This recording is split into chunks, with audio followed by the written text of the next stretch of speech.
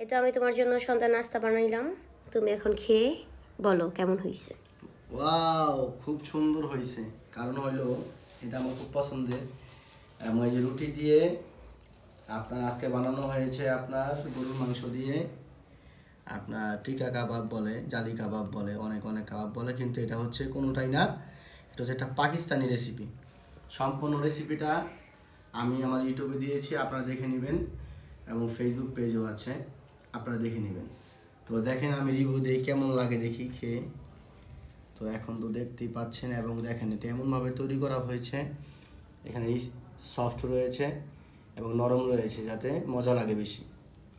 তো দেখি খেয়ে কেমন লাগে। বিসমিল্লাহির রহমানির রহিম। ওয়াও, অসাধারণ। Thank you. সবাই ভালো থাকবেন, সুস্থ থাকবেন। আল্লাহ হাফেজ।